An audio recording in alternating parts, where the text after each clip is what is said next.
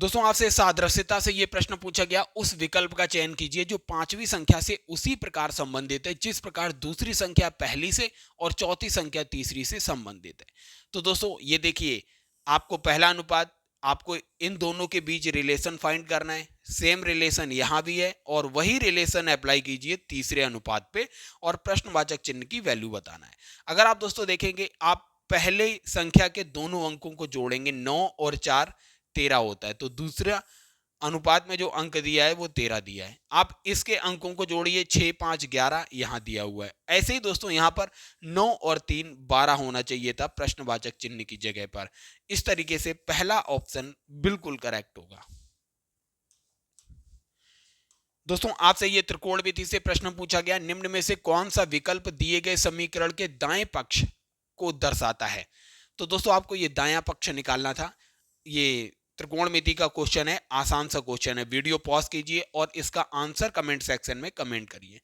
अब आइए दोस्तों इसको सॉल्व करते हैं। साइन स्क्वायर थीटा को हम कैसे लिख सकते हैं, 1 minus cos square A upon 1 minus cos A दिया हुआ था। अगर दोस्तों आप देखेंगे 1 स्क्वायर माइनस कॉस स्क्वायर, ये क्या हो जाएगा, ए स्क्वायर माइनस बी स्क्वायर के फॉर्मूले से खोलेंगे तो 1 माइनस कॉस ए गुणा 1 प्लस कॉस ए अपॉन में 1 माइनस कॉस ए दिया हुआ था। 1 माइनस कॉस ए से 1 माइनस कॉस ए कैंसिल हो गया, तो 1 प्लस कॉस ए ये आया दोस्तों इसका राइट हैंड साइड। इस तरीके से आप देखेंगे दूसरा ऑप्शन बिल्कुल करेक्ट होगा। अगला प्रश्न सादृश्यता से फिर पूछा गया, संबंध बताना है आपको जो दूसरी संख्या का पहली संख्या से और चौथी का तीसरी संख्या से है। तो प्रश्नवाचक चिन्ह की जगह बताना है। अगर आप दोस्तों देखेंगे, आप 5 का पहली संख्या जो है इसका स्क्वायर करिए तो आएगा 25। 25 में से 12 माइनस करिए, आपको 13 मिल जाएगा। ऐसे ही दोस्तों यहां पर देखिए, 9 का स्क्वायर करिए 81 आएगा, 81 में से 12 माइनस करिए 69 मिलेगा। अब दोस्तों सिमिलरली यहां लगाइए, 13 का स्क्वायर हो जाएगा 169 माइनस करिए 12, तो ये 157 आना चाहिए था प्रश्नवाचक चिन्ह की जगह। इस तरीके से तीसरा ऑप्शन बिल्कुल करेक्ट होगा। दोस्तों अगला प्रश्न आपसे पूछा गया, एक्स ने 750 रुपए के अंकित मूल्य वाली 20 कमीजों का एक ऑर्डर दिया। दुकानदार ने 20 कमीजें खरीदने पर 20% की छूट पेशकश की। उन्होंने 500 रुपए की अतिरिक्त छूट भी अनुमन्य की क्योंकि भुगतान नकद में किया गया था। तो प्रत्येक कमीज का विक्रय मूल्य समान है, तो प्रत्येक कमीज का अंतिम विक्रय मूल्य आपको ज्ञात करना था। तो दोस्तों देखिए, उसने कुल कितनी कमीजें खरीदी, कुल 20 कमीजें खरीदी। एक कमीज का अंकित मूल्य कितना था, 750, तो 20 कमीजों का कितना हो जाएगा, 15,000 रुपए टोटल अंकित मूल्य हो गया। अब उसने 20% छूट भी दे दी, तो इसका मतलब 15,000 का उसने कितना प्रतिशत लिया, 80% अमाउंट ले लिया, 20% छोड़ दिया। 15 अट्ठे 120, मतलब दोस्तों उसने 12,000 रुपए की कमीजें बेच दी। अब उसने 500 रुपए की अतिरिक्त छूट दी, तो 12,000 माइनस 500 कर दीजिए, ये हो जाएगा 11,500। अब दोस्तों देखिए, प्रत्येक कमीज का अंतिम विक्रय मूल्य पूछा है, तो कुल कमीजें कितनी है, 20 है, तो 20 से डिवाइड कर दीजिए, आपको मिलेगा 575 रुपए प्रति कमीज का पड़ेगा विक्रय मूल्य। इस तरीके से आप देखिए पहला ही ऑप्शन बिल्कुल करेक्ट है। अगला प्रश्न दोस्तों आपसे पूछा गया, उस संख्या का चयन कीजिए जो निम्नलिखित श्रेणी में प्रश्न चिन्ह के स्थान पर आएगी। यहां आपको बताना था क्या आएगा। अगर दोस्तों आप देखेंगे ये श्रृंखला कैसे आगे बढ़ रही है, तो 3 गुणा 1 प्लस 1, 3 एकम 3 और 1 4, 4 गुणा 2 प्लस 2, 4 दूनी 8 2 10, 10 गुणा 3 प्लस 3 33, 33 गुणा 4 प्लस 4 136, 136 गुणा 5 प्लस 5 ये आएगा 685। इस तरीके से प्रश्नवाचक चिन्ह की जगह चौथा ऑप्शन बिल्कुल करेक्ट है, 685।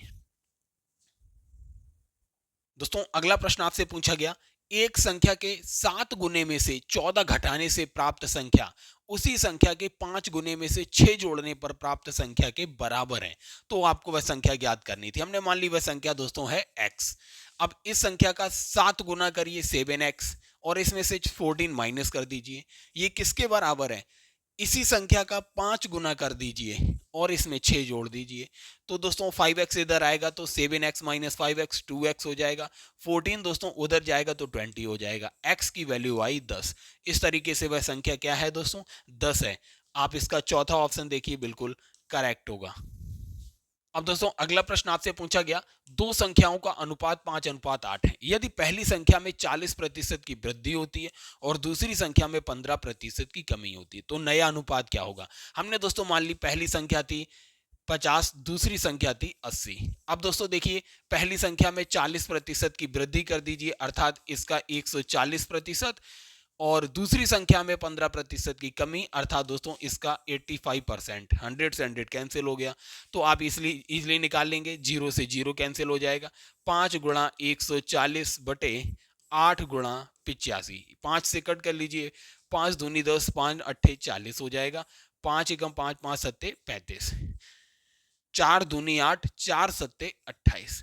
तो ये आ जाएगा 7 पन्ना 35 बटे 17 दूनी 34। अनुपात नया क्या आ जाएगा? 35:34। अर्थात दोस्तों दूसरा ऑप्शन बिल्कुल इसका करेक्ट हो जाएगा। अब दोस्तों बेलन से अगला प्रश्न आपसे पूछा गया, यदि एक बेलन के व्यास और ऊंचाई क्रमशः 12 सेंटीमीटर और 10.5 सेंटीमीटर है, तो पाई की वैल्यू 22/7 दी हुई थी।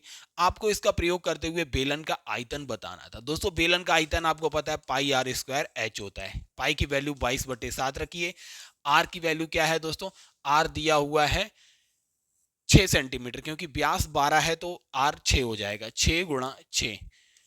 और h कितना दिया हुआ है? 10.5 दिया हुआ है h। यहां से आप दोस्तों इजिली निकाल लेंगे। 7 से दोस्तों इसे कट कर लीजिए। 7 एकम 7, 7 पन्ना 35। तो ये क्या हो जाएगा दोस्तों? 22 गुणा 36 गुणा 1.5। जब आप दोस्तों इसको सॉल्व करेंगे तो आपको मिलेगा 1188 सेंटीमीटर क्यूब जो होगा ये आयतन आएगा। इस तरीके से दोस्तों चौथा ऑप्शन बिल्कुल करेक्ट है। ये प्रश्न आपसे पूछा गया, यदि एक व्यक्ति एक निश्चित दूरी को 5 किलोमीटर प्रति घंटा से तय करने में 36 मिनट का समय लेता है, तो उसके द्वारा तय की गई दूरी क्या होगी?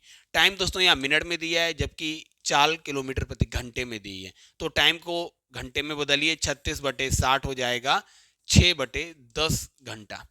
तो आपको दूरी निकालनी है। दूरी बराबर होता है चाल 5 किलोमीटर प्रति घंटा है और गुणा समय 6/10 घंटा हो गया। 5 दूनी 10, 2 तिया 6, अर्थात 3 किलोमीटर की दूरी तय की है उसने। याद रखिए ये ऑप्शन इसका चौथा बिल्कुल करेक्ट होगा।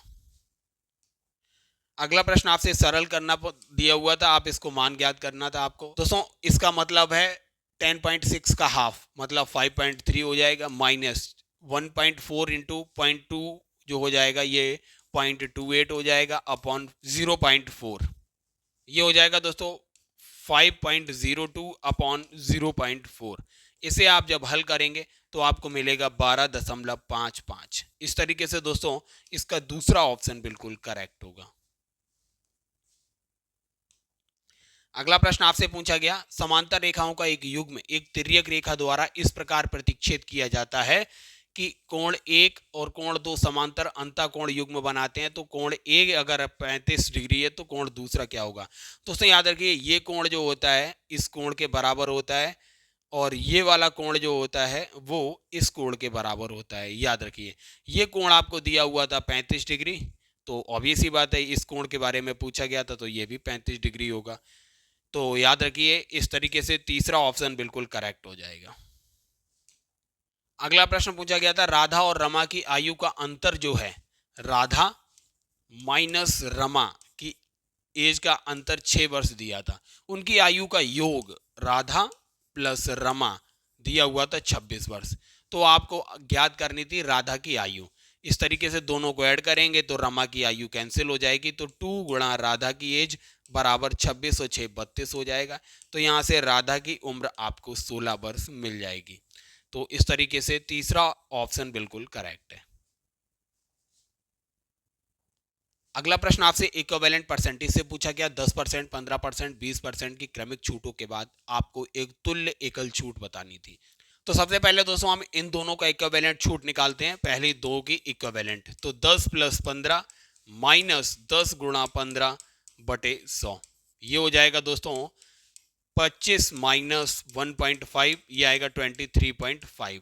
अब इसको भी ऐड करिए 23.5 और 20 को, तो 20 प्लस 23.5 माइनस 20 इंटू 23.5 अपॉन 100।